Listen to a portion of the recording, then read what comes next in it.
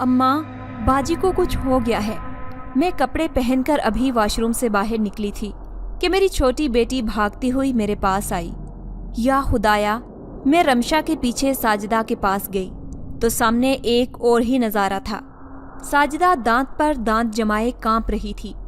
उसके इर्द गिर्द उसकी सहेलियां और बाकी रिश्तेदार खड़ी थीं, जिन्हें देखकर मेरा माथा ठनका। मैंने उन्हें कमरे से बाहर निकाला, मगर कोई भी जाने को तैयार नहीं थी, जबकि साजिदा की हालत लम्हा बलम्हा बिगड़ती जा रही थी।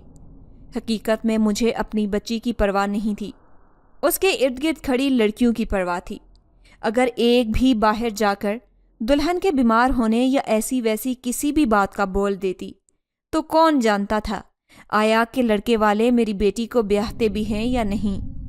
मैंने सबको बमुश्किल बाहर निकाला और साजिदा के पास आई तो उसकी रंगत एकदम से मुतगय्यर हो चुकी थी। पीला रंग, ऊपर से अकड़े हुए हाथ पैर, वो इंसान से जैसे लकड़ी का पुतला बन गई थी। रमशा, क्या हुआ है इसे? साजिदा जब किसी तौर मेरे काबू में नहीं आई तो मैंने रमशा की तरफ सवालिया निगाहों से देखते हुए पूछा। वो खुद बौखलाई हुई थी। जल्दी से बोली, अम्मा, मैं इधर कमरे में आई थी तो बाजी ऐसी हुई पड़ी थी। मैंने अपनी नींद वाली 2 गोलियां एक साथ साजिदा को खिला दी। अभी मैं किसी डॉक्टर का खतरा मोल नहीं ले सकती थी। रमशा को उसके पास बिठाकर खुद बाहर आई तो मेरे आने से पहले ही वो खबर बाहर पहुंच चुकी थी। दिल ही दिल में उन लड़कियों को कोसते हुए मैं आगे बढ़ी तो एक तरफ से साजिदा की सास ने मुझे बुलाया और पूछा, क्या हुआ है हमारी बेटी को? सब खैरियत तो है ना? मैंने अपने तासुरात छुपाते हुए बमुश्किल कहा, जी, आप तो जानती हैं, जब शादी ब्याह का मामला होता है तो लड़कियां ज़्यादा ही परेशानी ले लेती हैं। दवा खिला दी है, ठीक हो जाएगी कल तक इंशाअल्लाह। वो मेरी बात सुनकर मुतमईन हो गई तो मैंने भी सुकून का सांस लिया। ये तो शुक्र था कि आज मेहंदी थी, बारात होती तो ये सब कैसे संभालती मैं। उसके बाद मैंने सबको यही कहा कि दबाव की वजह से ऐसा हुआ है, जबकि अंदर ही अंदर में शदीद डरी हुई थी, क्योंकि मैं जानती थी कि साजिदा ऐसी लड़की नहीं थी जो दबाव तले आकर ऐसी बुरी हालत कर लेती। मैंने जिंदगी में इतनी बहादुर कोई लड़की नहीं देखी थी जितनी मेरी बेटी थी। अल्लाह अल्लाह करके रात 12 बजे तक सब मेहमान वापस चले गए तो मैंने साजिदा के कमरे में झांका, जहां रमशा भी उसके साथ बैठी नींद से झूल रही थी। उसे सोने के लिए कमरे में भेजकर मैंने साजिदा को देखा तो नींद की गोलियों के ज़ेरे असर वो गहरी नींद में थी। साजिदा के अब्बा को भेजकर डॉक्टर को बुलवाया तो डॉक्टर ने साफ कहा, आपकी बच्ची बिल्कुल ठीक है, उसे कोई परेशानी या जहनी दबाव नहीं है। फिर साजिदा के अब्बा ने हैरानगी से पूछा तो डॉक्टर चुप कर गया, जैसे वो कुछ बोलना चाहता हो मगर कह न पा रहा हो। वो चुप रहा तो मैंने दोबारा पूछा, क्या बात है, सब खैरियत तो है? वो सर इस बात में हिलाकर वहां से चला गया, मगर उसके बोलते बोलते चुप कर जाना मेरे दिल में किसी फांस की मानिंद अटक चुका था। मैं और साजिदा के अब्बा दोनों ही बेहद परेशान थे। कल उसकी शादी थी और अचानक से ये जो अफ्ताद आन पड़ी थी, उसके साथ अब कैसे निपटते। मैं वहाँ उसके पास ही लेट गई और जो कुछ दिल में आता मैं वो पढ़ पढ़ कर साजिदा पर फूंक रही थी। मेरे पढ़ते पढ़ते ही मैंने देखा उसने आंखें खोल दी। वो बड़ी हैरत से मुझे देखकर पूछने लगी कि अम्मा, क्या हुआ था मुझे? मैं बेहोश थी क्या? नहीं, कुछ ख़ास नहीं, बस थकी हुई थी तो सो गई थी तुम। खैर, उसके बाद मैं पुरसुकून हो गई कि चलो बच्ची ठीक हो गई है। डॉक्टर झूठ कहता है कि दबाव नहीं था, ये सब दबाव की वजह से ही हुआ है। अगला रोज़ बारात का था। मैंने उसे पार्लर भेजना चाहा, मगर उसने जाने से मना कर दिया। वजह पूछने पर वो अजीब से लहजे में बोली, पता नहीं क्यों इस घर से बाहर जाने को दिल नहीं कर रहा। मैंने मुस्कुरा कर कहा, पगली, अभी थोड़ी देर के बाद जो रुखसत होकर जाओगी, फिर कौन तुम्हें यहाँ रुकने देगा। वो चुप कर गई, जैसे वो कुछ परेशान हो। कोई मसला है क्या? मैंने नरमी से पूछा तो वो धीरे से बोली, مجھے اپنے ارد گرد کچھ محسوس ہو رہا ہے۔ کیا میں ابھی اتنا ہی بول پائی کہ پیچھے سے کسی خاتون رشتہ دار نے مجھے پکار لیا اور ہماری ساری بات ادھوری رہ گئی۔ وہ بھی کمرے میں بیٹھی پارلر والی کے ہاتھوں تیار ہونے لگی۔ ابھی کچھ ہی دیر گزری تھی جب پارلر والی لڑکی بھاگتی ہوئی میرے پاس آئی اور بولی، خالہ آپ کی بیٹی کو کچھ ہو گیا ہے۔ میں کمرے کی طرف بھاگی، پھر سامنے کیا دیکھتی ہوں کہ ساجدہ کرسی پر ایک طرف لڑک کر پڑی ہوئی ہے، اس کے منہ سے جھاگ نکل رہی ہے۔ میں جلدی سے آگے بڑھی، اس کی سانسیں ابھی تک چل رہی تھی۔ پارلر والی لڑکی کے شور مچانے کی وجہ سے جتنے مہمان تھے وہ سب اس کمرے میں جمع ہو گئے۔ ابھی بھی مجھے مہمانوں اور ان کی باتوں کی زیادہ فکر تھی۔ ڈاکٹر کے پاس اسے لے کر گئے تو اس نے کہا کہ معدے میں تیزابیت بہت زیادہ ہو گئی تھی، جس کی وجہ سے یہ صورتحال پیدا ہوئی ہے۔ ویسے کوئی بڑا مسئلہ نہیں ہے۔ مجھے ڈاکٹر کی بات سن کر بہت افسوس ہوا۔ بے شک وہ بڑا مسئلہ نہیں تھا، مگر تمام رشتہ دار تو دیکھ چکے تھے۔ ان کے نزدیک تو ساجدہ کو کوئی ملحق بیماری لاحق تھی۔ اب میں کس طرح سے ایک ایک شخص کو اس کی صفائی دے سکتی تھی؟ بھلے وہ بالکل ٹھیک ہے، اوپر سے اس کی بارات بھی تھی۔ میں باہر آئی تو سب خواتین نے ایک مرتبہ پھر باری باری مجھے گھیر لیا اور ساجدہ کے متعلق پوچھنے لگی، کیا ہوا ہے؟ رات کو بھی بیچاری کی طبیعت بگڑ گئی تھی، کوئی بڑا مسئلہ تو نہیں تھا نا؟ میں بس ہوں ہاں میں جواب دیتی ان سے جان چھڑوا کر ساجدہ کی ساس کے پاس پہنچی۔ بارات ابھی کچھ دیر پہلے ہی آئی تھی۔ وہ مجھے دیکھتے ہی بولی، کوئی بڑا مسئلہ ہے کیا؟ میں نے نفی میں سر ہلایا اور کہا، بہن عزت کا معاملہ ہے، کوئی ایسا ویسا مسئلہ نہیں ہے، آپ سمجھے نا۔ وہ جہاں دیدہ خاتون تھی میری بات سمجھ گئیں اور مسکرا کر بولی، خیر ہے، میری اپنی بیٹی ہوتی تو کیا میں اسے بھی تنہا چھوڑ دیتی؟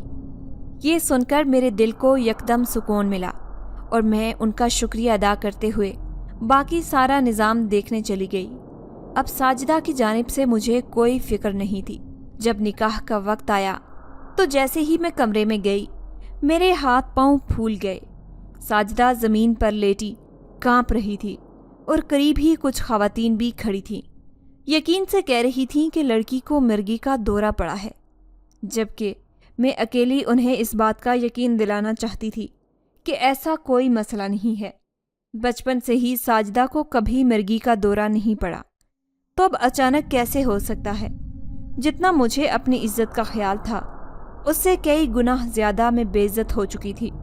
ساجدہ کی ساس بار بار یہی کہہ رہی تھی کہ ہمیں بتانا تو تھا نا۔ اس روز بہت برا ہوا کہ میری بڑی بیٹی کی بارات اسے بیاہے بغیر واپس لوٹ گئی۔ سارے مہمان بھی اسی دن واپس چلے گئے۔ بارات جیسے ہی گھر سے باہر نکلی ساجدہ ایک دم سے ٹھیک تھی، اس کے سارے دورے ختم ہو گئے تھے۔ میں باہر آ کر بیٹھ گئی۔ بار بار دل میں یہی خیال آ رہا تھا کہ کہیں اس نے جان بوجھ کر ایسا تو نہیں کیا، کیا پتا کہ وہ یہ شادی کرنا ہی نہ چاہتی ہو۔ مگر ماضی میں مجھے اس کا ایک بھی ایسا جملہ یا حرکت یاد نہیں آئی جس سے میں اندازہ لگاتی کہ وہ شادی سے ناخوش ہے یا شادی نہیں کرنا چاہتی۔ میں ہاتھوں میں سر تھام کر بیٹھ گئی۔ بہت بڑی آزمائش مجھ پر آن پڑی تھی۔ سارا کچھ ویسے ہی پڑا رہا اور میں 2-3 نیند کی گولیاں کھا کر سو گئی۔ رمشا بیچاری بھی ڈری سہمی تھی۔ میرے شوہر خود کو کسی کو منہ دکھانے کے قابل نہیں رہے تھے۔ آدھی رات کو اچانک سے میری آنکھ کھلی۔ یہ پریشانی کی وجہ سے ہی تھا۔ جب میں پریشان ہوتی تو 2-3 دن مجھے نیند نہیں آتی تھی۔ اب تو نیند کی گولی بھی 4 سے 5 گھنٹے ہی کام کر سکی۔ کمرے میں دل گھبرانے لگا تو باہر آ گئی کہ کھلی ہوا میں شاید تھوڑا اچھا لگے۔ جب باہر آئی تو دیکھا کہ ساجدہ کے کمرے کی بتی جل رہی تھی۔ مجھے اپنی بیٹی کا دکھ یاد آیا۔ پتہ نہیں اس نے کتنے خواب بن رکھے ہوں گے جو ایک ہی چھناکے سے ٹوٹ چکے ہیں۔ میں صرف عزت کے متعلق سوچتی رہی، ایک مرتبہ بھی اپنی بیٹی کے بارے میں نہیں سوچا میں نے۔ مجھے اسے بھی تسلی دینی چاہیے تھی۔ یہ سوچ کر میں نے اس کے کمرے کی طرف قدم بڑھائے۔ ابھی دروازہ نہیں کھولا جب مجھے اس کے کمرے سے گنگنانے کی آواز سنائی دی۔ میں چونک گئی۔ کھڑکی کو دیکھا تو اس کا تھوڑا سا پٹ کھلا ہوا تھا۔ بڑے احتیاط سے اندر جھانک کر دیکھا تو میرے تن بدن میں آگ لگ گئی۔ وہ دھیرے دھیرے گنگناتے ہوئے ڈریسنگ ٹیبل کے سامنے بیٹھی چہرے سے اپنا میک اپ صاف کر رہی تھی۔ اس کے چہرے پر ایک بڑی خوبصورت مسکراہٹ تھی جو کوئی فتح حاصل کر لینے کے بعد ہی آتی ہے۔ ذہن میں چکر چلنے لگے کہ یہ اتنی مطمئن کیوں ہے؟ اسے تو دکھی ہونا چاہیے۔ اگر دکھی نہیں بھی تو یہ گنگنانا اور مسکراہٹیں جیسے اسے کسی شے سے کوئی فرق ہی نہیں پڑا ہو۔ جو ہوا ہے اس کی من مرضی سے ہوا ہے۔ میں کمرے میں جانے کی بجائے وہیں سے واپس پلٹ گئی۔ یہ ابھی میری آنکھوں نے جو کچھ دیکھا تھا ناقابل قبول تھا۔ میں باقی پوری رات وہیں صحن میں بیٹھی جاگتی رہی۔ مجھے اس بات پر یقین آ گیا تھا کہ جو کچھ بھی ہوا ہے ساجدہ نے جان بوجھ کر کیا ہے۔ مگر کیوں؟ کوئی وجہ؟ اگلا پورا دن میں نے ساجدہ کو بہت غور سے دیکھا۔ جب وہ میرے سامنے آتی تو اتری ہوئی شکل بنا لیتی۔ اس نے کھانا بھی نہیں کھایا تھا۔ میں اس کے رات والے انداز نہ دیکھ لیتی تو یہی سمجھتی کہ مجھ سے زیادہ دکھ میری بیٹی کو ہوا ہے۔ مگر اب میں سمجھ گئی تھی کہ وہ یہ شادی کرنا ہی نہیں چاہتی تھی۔ مگر اس نے عقل مندی کا مظاہرہ کرتے ہوئے ایک مرتبہ بھی مجھے منع نہیں کیا اور عین شادی والے دن یہ ڈرامہ کر کے بارات کو واپس بھجوا دیا۔ میں دل ہی دل میں اس کی عقل کو داد دیے بغیر نہ رہ سکی۔ اس دن ضبط کے جس بندھن میں میں بندھی تھی اس کا ادراک صرف میری ذات کو ہی تھا۔ دوپہر کے بعد میں کمرے میں جانے لگی تو دیکھا ساجدہ خاموشی سے اپنے کمرے سے نکلی ہے۔ اس کے یہ انداز دیکھ کر میں فٹافٹ کمرے سے چلی گئی اور کھڑکی سے دیکھنے لگی۔ وہ بڑے سنبھل کر قدم اٹھاتی ہوئی چھت پر چلی گئی۔ میرا ماتھا ٹھنکا تو میں بغیر کوئی چاپ کیے اس کے پیچھے چھت پر گئی۔ وہاں جا کر جو منظر دیکھا میرے اوسان خطا ہو گئے۔ ہمارے پڑوسیوں کی چھت پر ان کا لڑکا اور ساجدہ آمنے سامنے کھڑے ہنس رہے تھے۔ میں 2-4 سیڑھیاں نیچے اتر کر ان کی باتیں سننے لگی جب اس لڑکے کی آواز میرے کانوں میں پڑی کہ ساجدہ، مجھے تو یقین نہیں آ رہا تھا تمہارے ارادے پر۔ مجھے لگتا تھا کہ اس لڑکے سے شادی کر لوگی، مگر یار تم نے تو حیران ہی کر دیا، بالکل گیم بدل دی۔ اب وہ رشتہ تو کیا کوئی رشتہ بھی تمہارے لیے نہیں آئے گا، کیونکہ سب کو پتہ چل گیا ہے کہ تم بیمار ہو، تو آنکھوں دیکھی مکھی کون نگلتا ہے؟ باقی پیچھے بچا میں، تو بس میں جلد ہی تمہارے گھر رشتہ لاؤں گا۔ یہ سن کر میرے کان سائیں سائیں کرنے لگے۔ مجھے یقین ہی نہیں آ رہا تھا کہ میری اپنی بیٹی مجھے یوں دھوکہ دے گی۔ اور تو اور وہ محلے کے لڑکے کے ساتھ افیئر چلا رہی تھی اور اس بات کا مجھے علم تک نہیں تھا۔ بے شک میری بیٹی نے عقل سے کام لیا تھا، لیکن اب مجھے عقل سے کام لینا ہوگا۔ میں الٹے قدموں واپس نیچے آ گئی اور سوچنے لگی کہ اب مجھے کیا کرنا چاہیے۔ میں نے اپنے شوہر کو یہ سب بتا دیا اور انہیں خاموش رہنے کا کہا۔ یہ بات جان کر ان کی حالت مجھ سے بھی زیادہ خراب تھی۔ ہم نے مل کر منصوبہ بنایا کہ ہمیں یہ علاقہ ہی چھوڑ دینا چاہیے۔ صرف اتنا ہی نہیں، 1 ہفتے کی مسلسل تگدو کے بعد ہم نے شہر ہی بدل لیا، دور کسی شہر میں آن بسے۔ جب وہاں سے جانے کا ساجدہ کو پتہ چلا تو وہ بہت گھبرا گئی۔ مجھ سے پوچھا، اماں اچھے بھلے تو ہیں ہم یہاں پر، پھر کیوں جا رہے ہیں؟ میں نے سنجیدگی سے کہا کہ تاکہ تم اس لڑکے سے دور رہو۔ یہ بات سنتے ہی اس کے رنگ اڑ گئے۔ وہ ہکلا کر بولی، کیا کہنا چاہ رہی ہیں آپ؟ میں نے اسی سنجیدگی سے کہا، وہی جو تم سمجھ رہی ہو۔ میں نہیں چاہتی کہ اس لڑکے کی خاطر جو تماشا تم نے اپنی شادی پر پہلے کیا ہے دوبارہ سے وہ ہو، اس لیے میں تمہیں اسے دور لے کر جا رہی ہوں۔ اگر وہ واقعی میں تم سے شادی کرنا چاہتا ہے تو اتنی دور اسے تمہارے پیچھے آنا ہی پڑے گا، ورنہ بھول جائے تمہیں۔ میری بات سن کر وہ چپ کی چپ رہ گئی، کیونکہ میں اچھے سے جانتی تھی کہ اس لڑکے کے گھر والے نہیں مانیں گے۔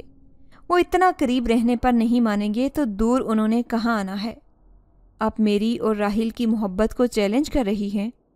اب کی مرتبہ وہ بھی بے باکی سے بولی تو میں نے اس بات میں سر ہلا دیا اور کہا، ہاں بالکل، کیونکہ میں چاہتی ہوں کہ راہیل کو پکی پکائی کھیر نہ ملے، اسے تمہارے پیچھے خوار ہونا پڑے۔ बिल्कुल वैसे ही जैसे तुमने हमें भरे मजमे में ख्वार किया था। वो चुप कर गई।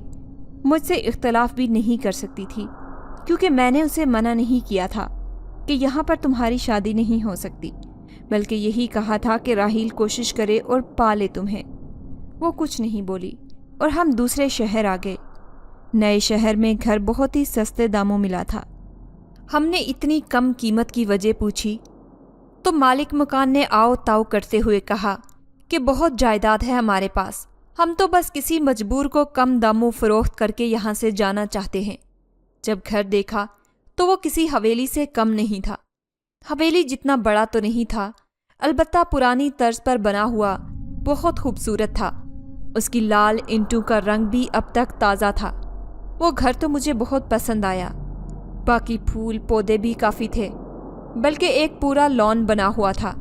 मुझे उस घर की हर शे पसंद थी, सिवाय एक चीज़ के, वो था बेरी का दरख्त। बचपन में हमारे घर बेरी का दरख्त था और तभी मेरी बाजी पर साया भी हो गया था। बहुत हालात बिगड़े थे। जब हिसाब वगैरह करवाया तो पता चला कि साया बेरी के दरख्त से बाजी पर हुआ था। फिर हमने वो घर छोड़ दिया, मगर बाजी भी ऐसे ही एक रात शदीद तकलीफ़ में मर गई। उसके बाद मैंने जहाँ भी बेरी का दरख्त देखा, मुझे हमेशा खौफ ही महसूस हुआ। उस घर में वो दरख्त देखकर मैंने अपने शोहर से बोल दिया कि या तो इस घर में बेरी का दरख्त रहेगा या फिर मैं रहूँगी। मेरी जवान बच्चियाँ हैं, घर अच्छा मिल रहा है तो वहाँ शिफ्ट होने के अगले रोज़ ही वो बेरी का दरख्त कट गया। हम उस घर में आ गए और ज़िंदगी एक मर्तबा फिर से बहाव के साथ चलने लगी। वहाँ आकर मैंने साजिदा को किसी बात से नहीं रोका, अलबत्ता उस पर पूरी नज़र रखी। वो सारा दिन परेशान रहती। राहील का शायद उसे फ़ोन नहीं आता था, अगर आता तो बहुत कम आता। मैं दिल ही दिल में मुतमईन थी कि ये मोहब्बतें सिर्फ करीब की ही होती हैं, जहाँ थोड़ी दूरी पड़े सब कुछ ख़त्म हो जाता है। मैं अपने फ़ैसले पर सुरखरू थी। 2 महीने हो चुके थे। साजिदा की हालत दिन ब दिन गिरती जा रही थी। मैं समझ रही थी कि सब कुछ राहील की जुदाई में हो रहा है। मेरा दिल भी दुखता था, मगर मैं खामोश थी। अभी की तकलीफ़ काबिले कबूल थी। अगर शादी के बाद राहील का रवैया उसके साथ बदलता तो फिर दिन रात की अजियत थी हमारे लिए भी और साजिदा के लिए भी। खैर, मैंने पहले तो बिल्कुल ध्यान नहीं दिया, मगर एक रोज़ बैठे बैठे साजिदा बेहोश हो गई। मेरी ममता जो एकदम से सर पड़ चुकी थी, वो वापस से उजागर हो गई। मैं उसे डॉक्टर के पास लेकर गई तो उन्होंने ज़हनी दबाव बताया। मेरे शोहर अब मुझे ही इल्ज़ाम देते कि तुम्हारी वजह से मेरी बच्ची की ये हालत हुई है। क्या था अगर तुम उसकी पसंद को ही फोकियत दे देती। मैं चीख कर कहती कि मैंने मना नहीं किया, सिर्फ घर बदला था। उतना ही वो मोहब्बत करने वाला था तो रिश्ता लेकर आता। खैर, अजीब ही घर की सूरत हाल हो चुकी थी। एक रात मुझे चीखों की आवाज़ सुनाई दी। मैं भागकर साजिदा के कमरे में गई तो वो अपना गला पकड़कर बिस्तर पर कराह रही थी, गोया कोई उसका गला दबाने की कोशिश कर रहा है और वो मज़ाहमत कर रही हो। मैंने इर्द गिर्द देखा, मगर कमरे में तो कोई भी मौजूद नहीं था। मैंने जल्दी से साजिदा को पानी पिलाया तो उसकी हालत बहाल हुई। क्या हुआ था तुम्हें? वो पहले टुकर टुकर मेरी तरफ देखती रही, फिर धीरे से गर्दन नफ़ी में हिलाकर बोली, पता नहीं, सोते सोते मेरा सांस बंद हो गया, जैसे कोई मेरा गला दबाने की कोशिश कर रहा हो। मैं उसे मुतमईन करके अपने कमरे में जाने लगी तो वो मेरा दुपट्टा पकड़कर बोली, अम्मा आज मेरे साथ लेट जाएं, मुझे बहुत ज़्यादा डर लग रहा है। ऐसा कभी नहीं हुआ था कि साजिदा ने कोई फरमाइश खुद से की हो। मैंने हमेशा दोनों बच्चियों को खुद से दूर ही रखा था। मैं नहीं चाहती थी कि वो मुझ पर मुनहसर हों। बाद में उनकी शादियां भी करनी थी, तो जो हाल मैंने अपना और अपनी अम्मा का देखा था, मैं नहीं चाहती थी कि वही हाल मेरी बेटियों का भी मेरी जुदाई में हो। उस वक्त साजिदा की बात पर मेरा कलेजा शक हो गया और मैं उसके पास ही सो गई। वो रात मेरी ज़िंदगी की पुरसुकून रातों में एक थी। उसके बाद भी वो पूरी रात सुकून से सोती रही, बिल्कुल नहीं डरी। अगले रोज़ हम दोनों माँ बेटी जैसे एक नए सिरे से मोहब्बत के रिश्ते में बन चुके थे। साजिदा से मुताल्लिक मेरे दिल में जो भी बातें थीं उन पर मिट्टी पड़ चुकी थी। جب جب میں اسے دیکھتی اتنے سالوں سے میری منجمد محبت میں دراڑیں پڑنے لگتی. وہ میرے دل کے بہت قریب ہو گئی تھی. میں نے ایک مرتبہ پھر سے ساجدہ کے لیے رشتے تلاش کرنا شروع کر دیے. اس بات کی بھنک ابھی کسی کو بھی نہیں پڑی تھی. میں نہیں چاہتی تھی کہ بنتا بنتا کام پھر سے بگڑ جائے. ساجدہ اب کافی خوش رہنے لگی تھی. ایک روز شام کو پودوں کو پانی دینا تھا. وہ لان میں کھڑی پانی دے رہی تھی. میں کھڑکی سے کھڑی اسے دیکھ رہی تھی. جب مجھے لگا کہ اس کے پاس کوئی کھڑا ہوا ہے، جس جگہ وہ کھڑی تھی وہ دروازے کے پاس تھی اور کھڑکی میں سے بڑے درختوں کی وجہ سے صاف دکھائی نہیں دے رہا تھا. البتہ اتنی دور سے مجھے لگ رہا تھا جیسے سفید پوشاک پہنے کوئی اس کے پاس کھڑا ہے. آخر کون تھا وہ جو گھر کے اندر ہی نہیں آ رہا تھا اور وہیں کھڑا ہوا تھا؟ میں تیز تیز قدم اٹھاتی نیچے آئی تو وہاں کوئی بھی نہیں تھا. مین گیٹ بھی بند تھا اور ساجدہ بڑے مگن سے انداز میں پودوں کو پانی دے رہی تھی. ایسے لگ رہا تھا جیسے چند لمحے پہلے یہاں پر کوئی کھڑا ہی نہیں تھا. ساجدہ کے تاثرات بھی نارمل سے تھے. میں نے اس سے پوچھ ہی لیا کہ کیا کوئی آیا تھا. وہ انجان بن کر بولی، نہیں، کوئی بھی نہیں. میں تو یہاں کافی دیر سے پانی دے رہی ہوں، کوئی نہیں آیا. میں اس کے تاثرات کو بڑے غور سے دیکھ رہی تھی مگر اس کے تاثرات میں کوئی بھی بناوٹ نہیں تھی. میں الجھ کر رہ گئی. اس کے بعد باقی دن بڑے آرام سے گزر گیا مگر رات کو میں کمرے سے باہر نکلی. مجھے نماز کے لیے وضو کرنا تھا. جب میں نے لان کے جھولے میں ساجدہ کو بیٹھے ہوئے دیکھا، جیسے ہی میری نظر ساجدہ پر پڑی تو وہاں سے کوئی سفید جوڑے میں ملبوس ایک دم سے بھاگ کر چھپا تھا. یہ عمل بہت جلدی ہوا تھا مگر میں اس بھاگنے والے کو دیکھ چکی تھی. میں نے ساجدہ کو دیکھا تو وہ آنکھیں بند کیے سستانے والے انداز میں بیٹھی ہوئی تھی. میرا ماتھا ٹھنکا. کہیں راحیل اس کے پیچھے تو نہیں آ گیا یا پھر کوئی اور؟ میں اس کی طرف جانے کی بجائے واش روم چلی گئی مگر میرے دل کی دھڑکن بہت تیز تھی. ایک مرتبہ پھر سے میں اپنی بیٹی کو رنگے ہاتھوں پکڑنے کی طاقت نہیں رکھتی تھی. بس یہی دعا کر رہی تھی کہ میرا وہم ہو، ایسا حقیقت میں کچھ بھی نہ ہو. واش روم سے باہر نکلی تو ساجدہ بھی اپنے کمرے میں جا چکی تھی. میں اس جھولے کے پاس آئی. ارد گرد پودوں کے پیچھے اچھے سے کسی کی موجودگی کو محسوس کرنے کی کوشش کی مگر وہاں کوئی نہیں تھا. لیکن ایک بات ضرور تھی کہ وہ جھولے والی جگہ ذرا عجیب سی تھی. اس جگہ پر آتے ہی میرا دل بھاری ہونے لگا. خوف کی ایک چھوٹی سی لہر پورے جسم میں دوڑ رہی تھی. میں گھبرا کر وہاں سے واپس اپنے کمرے میں آئی تو اب بالکل ٹھیک تھی. میرے شوہر سو رہے تھے. میں یہ سب کس سے شیئر کرتی؟ اوپر سے پریشانی بھی تھی. بس ساری رات عجیب سی بے چینی میں گزر گئی. اگر وہ واقعی میں کوئی ساجدہ کا جاننے والا تھا تو اس شخص کی دیدہ دلیری تھی کہ ہمارے گھر کے اندر تک اس نے رسائی حاصل کر لی تھی، اور وہ بھی ایک دن میں 2 مرتبہ. خیر، فجر کے قریب جا کر میری آنکھ لگی. صبح ساجدہ نے ہی ناشتہ وغیرہ بنا کر مجھے اٹھایا تھا. میں اٹھی تو ساجدہ کو دیکھ کر حیران رہ گئی. وہ بہت خوبصورت لگ رہی تھی، ورنہ جب سے ہم اس گھر میں آئے تھے اس کی حالت راحیل کی وجہ سے دن بدن خراب ہوتی جا رہی تھی. وہ ہر وقت ہی اس کی یاد میں آہیں بھرتی دکھائی دیتی تھی. مگر کچھ دن ہو گئے تھے جب سے میں نے اسے راحیل کی یادوں سے نکلتے ہوئے دیکھا. وہ اب ایک جگہ پر بیٹھ کر سسکیاں نہیں بھرتی تھی. اوپر سے ایسی چمک رہی تھی گویا اسے اپنی محبت واپس مل گئی ہو. مجھے شک کے بعد اب یقین ہونے لگا کہ راحیل ضرور اس کے پیچھے یہاں تک بھی پہنچ گیا ہے، ورنہ اتنی پرسکون کیوں ہونے لگی ساجدہ؟ میں نے اسے غور سے دیکھا تو وہ مسکرا کر بولی، اماں کیا بات ہے؟ آج سے پہلے تو آپ نے مجھے ایسے کبھی نہیں دیکھا. میں نے نفی میں سر ہلایا اور اس سے نگاہیں چراتی ہاتھ منہ دھونے چلی گئی. باقی پورا دن میں نے ساجدہ کا مشاہدہ کیا تو وہ بڑی خوش دکھائی دے رہی تھی. ہر کام گنگناتے ہوئے کر رہی تھی. صرف اتنا ہی نہیں، دن میں کئی مرتبہ وہ لان میں گئی، جیسے وہاں جا کر اسے سکون ملتا تھا، اور وہ آنکھیں بند کر کے کھڑی ہو جاتی تھی. جب ساجدہ 5ویں مرتبہ لان کی طرف گئی تو میں بھی اس کے پیچھے ہی لان میں چلی آئی. وہ آنکھیں بند کیے جھولے پر بیٹھی تھی. میں اس سے پہلے کہ ساجدہ کے قریب جاتی بھینی بھینی خوشبو نتنوں میں پڑی. मैं ठटक कर रुकी और इर्द गिर्द देखा। वहाँ खुशबू वाली ऐसी कोई चीज़ नहीं थी, मगर फिर भी खुशबू आ रही थी। ऊपर से साजिदा का मदहोश होना मुझे कुछ अजीब सा लगा। मैंने उसे पुकारा। 2-3 मरतबा पुकारने के बाद उसने आंखें खोली तो खौफ की एक लहर मेरे जिस्म में दौड़ गई। उसकी आंखें किसी बूटी की तरह सुर्ख हो रही थीं। वो टकर टकर मेरी तरफ देखते हुए जैसे होशो हवास से बेगाना हो चुकी थी। साजिदा, तुम ठीक हो? मुझे डर सा लगा था। वो चंद लम्हे तो मुझे देखती रही, फिर धीरे से मुस्कुरा कर बोली, जी अम्मा ठीक हूँ, आपको कुछ चाहिए था? ये कहते हुए उसकी आंखों की सुर्खी भी मद्धम पड़ने लगी, गोया वो अपने हवासों में लौट चुकी थी। मैंने नफ़ी में सर हिलाया और कहा, इतनी गर्मी में बाहर क्यों बैठी हो? चलो अंदर कमरे में। वो बगैर कोई चूं चरां किए मेरे साथ अंदर आ गई।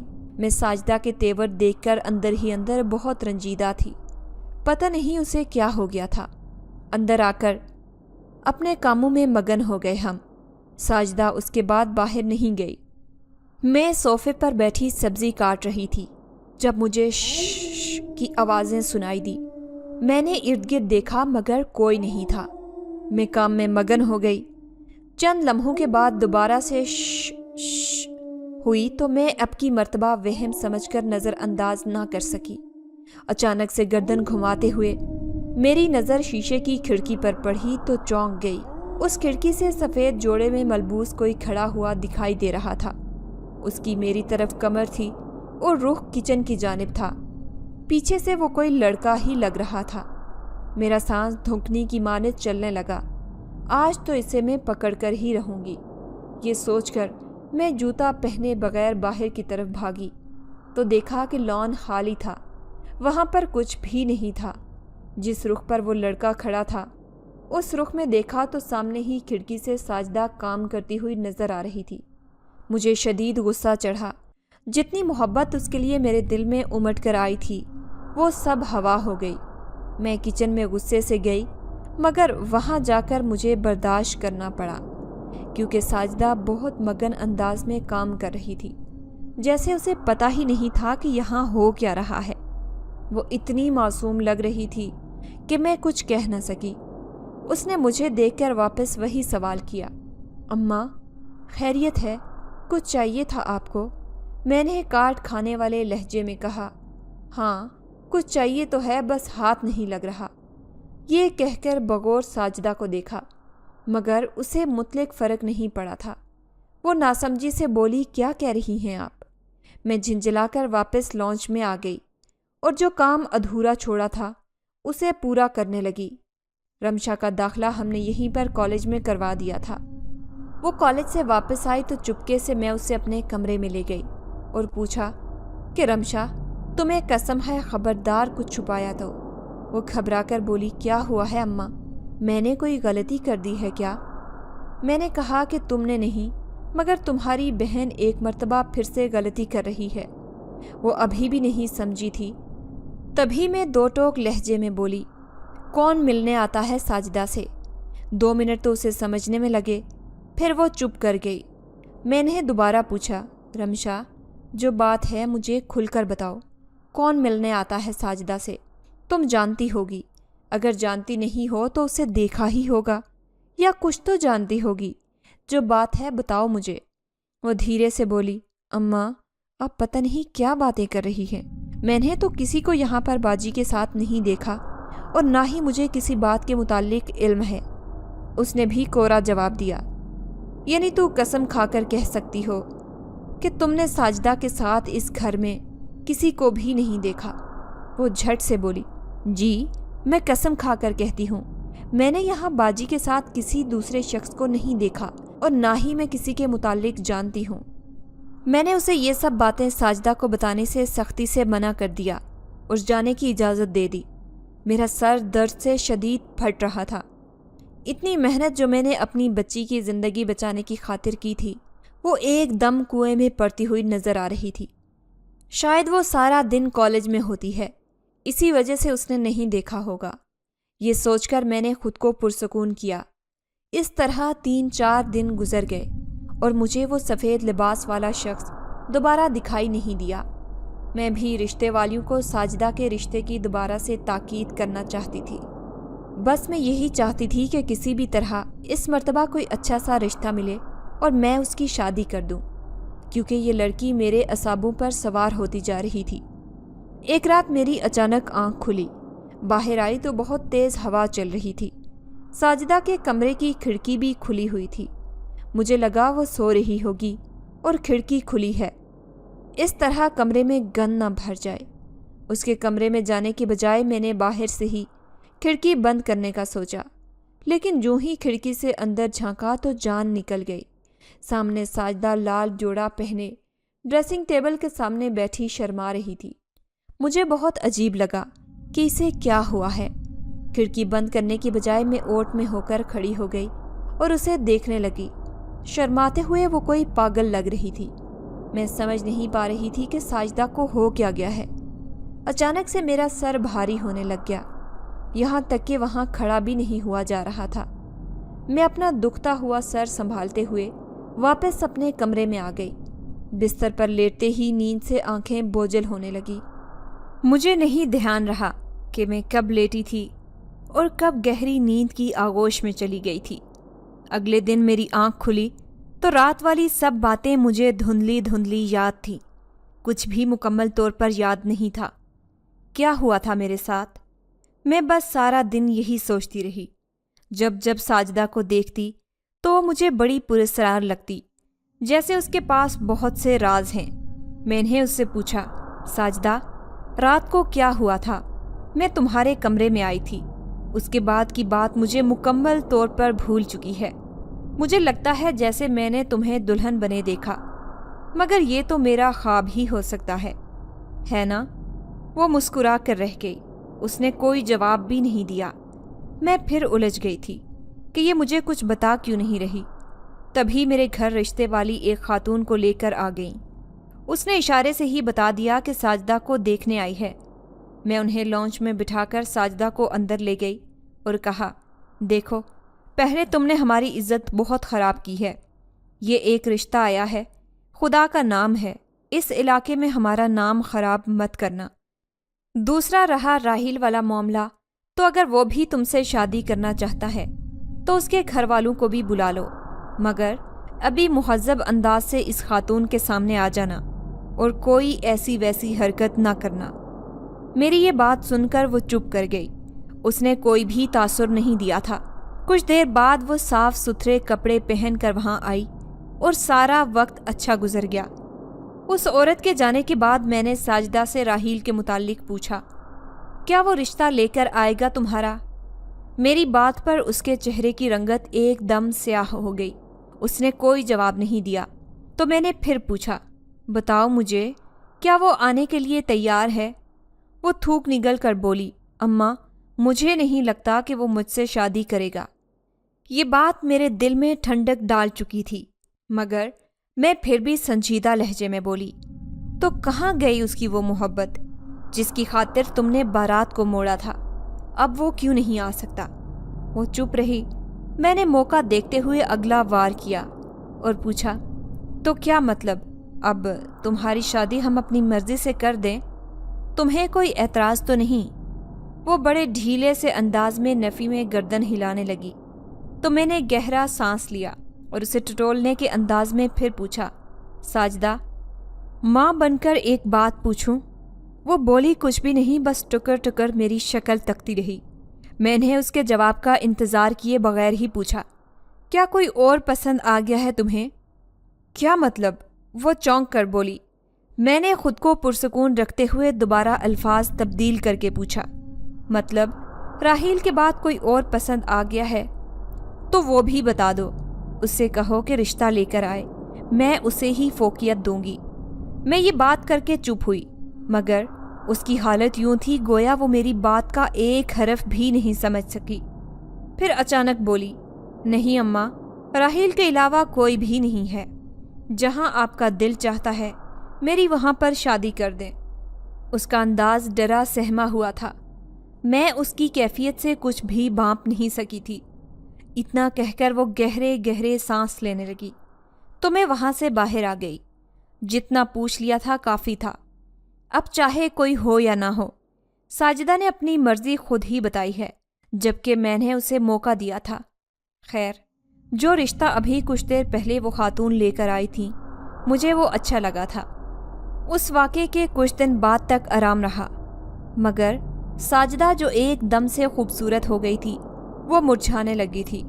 اکثر دن بھر سوئی رہتی، اگر اٹھانے جاتی تو اس کی نیند ہی نہیں کھلتی تھی۔ کبھی کبھی تو گمان ہوتا کہ وہ بے ہوش ہو گئی ہو۔ رمشا ایک روز میرے پاس آئی، ہم بیٹھے ہوئے تھے۔ ساجدہ اپنے کمرے میں گئی تو رمشا میرے قریب کھسک آئی۔ میں نے اسے مسکرا کر دیکھا اور واپس ٹی وی دیکھنے لگی۔ رمشا چپ کر گئی۔ میں نے اس کی شکل دیکھی تو وہ کسی گہری سوچ میں گم تھی۔ ایک نظر مجھ پر ڈالتی تو دوسری ٹی وی پر۔ مجھے اس کے انداز سے لگا جیسے وہ مجھے کچھ کہنا چاہتی ہو۔ میں نے ٹی وی بند کر دیا اور رمشا کی جانب متوجہ ہو گئی۔ اس سے پوچھا، کیا بات ہے؟ تم مجھے کچھ کہنا چاہتی ہو؟ وہ ہچکچاتے ہوئے میرے مزید قریب آ گئی اور دھیرے سے کان کے پاس آ کر بولی، اماں، آپ کو باجی عجیب نہیں لگتی؟ میں چونک گئی۔ میں نے اسے غور سے دیکھا تو وہ گڑبڑا کر بولی، نہیں باجی نہیں، مطلب باجی کے انداز عجیب سے لگتے ہیں، جیسے وہ پہلے والی نہ رہی ہوں۔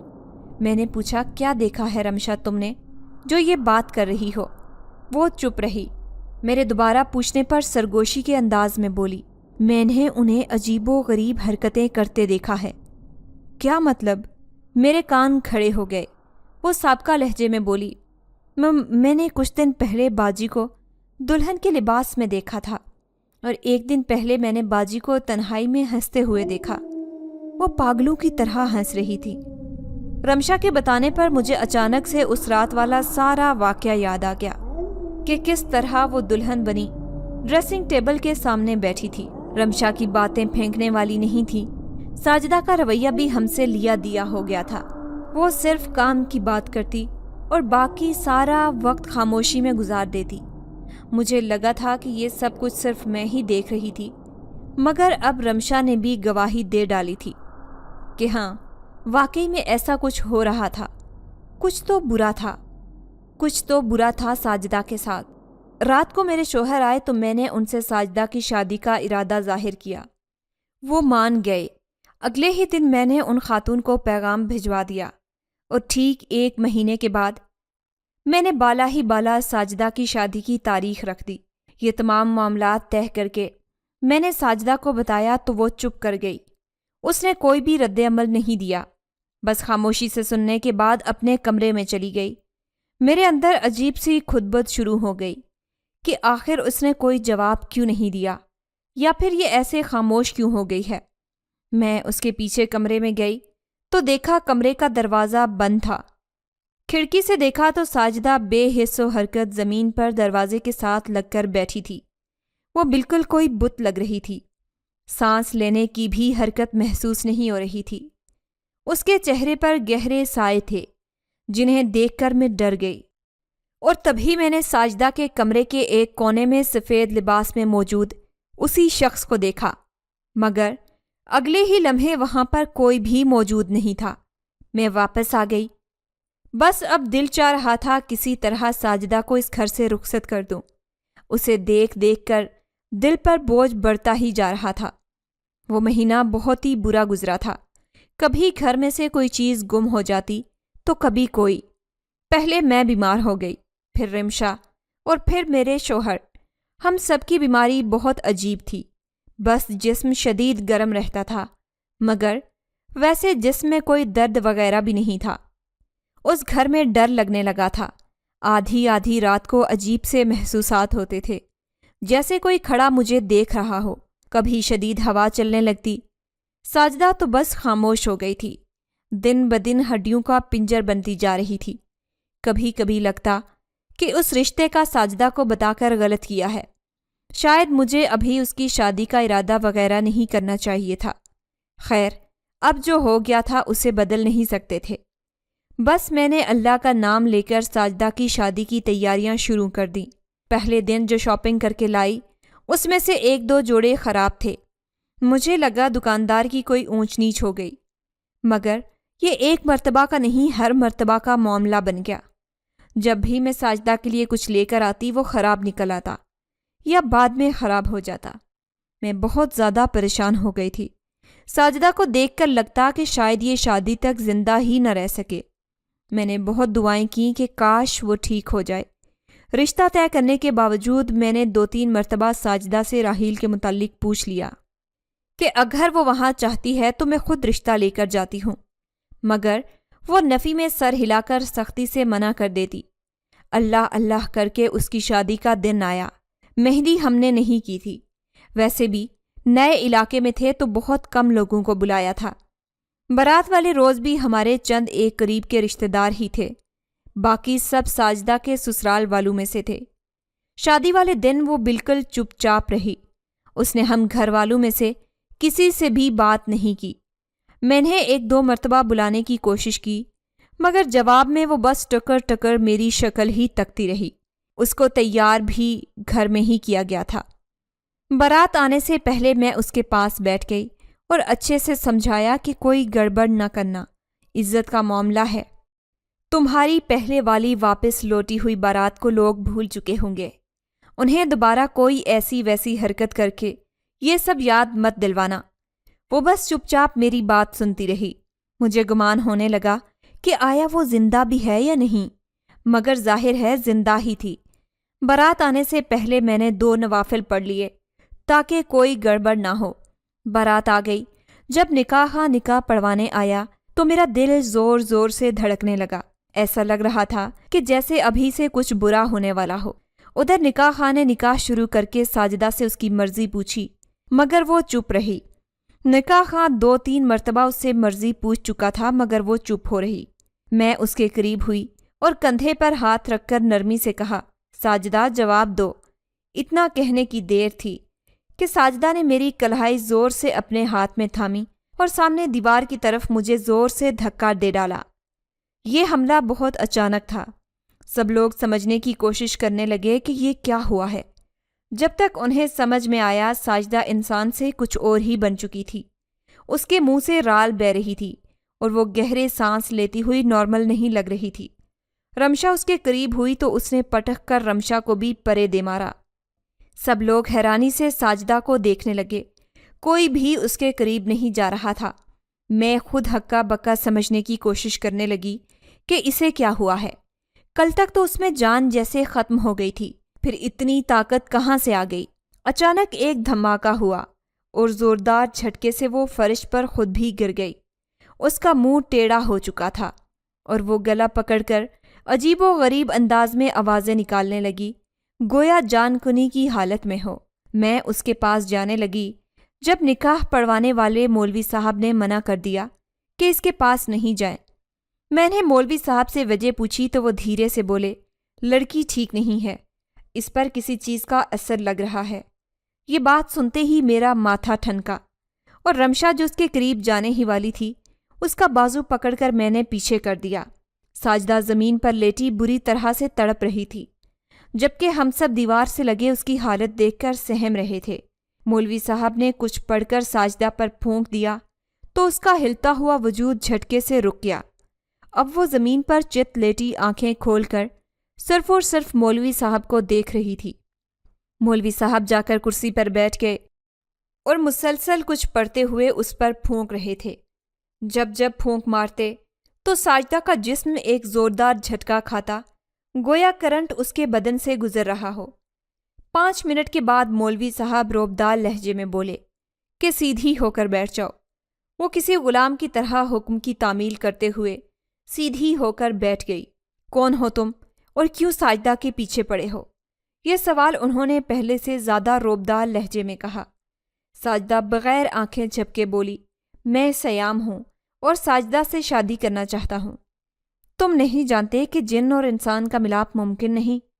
پھر کیوں تنگ کر رہے ہو؟ ساجدہ کے وجود سے سیام مردانہ آواز میں بولا، اس کے گھر والوں نے بھی میرے گھر والوں کو ستایا ہے، میں بھی بدلہ لے سکتا ہوں، مگر مجھے یہ لڑکی اچھی لگنے لگی ہے تو اب میں نے اس سے شادی کرنے کا فیصلہ کر لیا ہے۔ کس بات کا بدلہ؟ مولوی صاحب بے تاثر لہجے میں بولے تو وہاں سے بھی دو بدو جواب آیا کہ انہوں نے اس گھر میں آتے ہی وہ بیری کاٹ ڈالی جس پر صدیوں سے میرے خاندان والے بسیرا کیے ہوئے تھے۔ وہ چاہتے تو اسی وقت ان سب کو ختم کر دیتے، مگر میں نے انہیں منع کر دیا کیونکہ تبھی مجھے یہ لڑکی بہا گئی تھی۔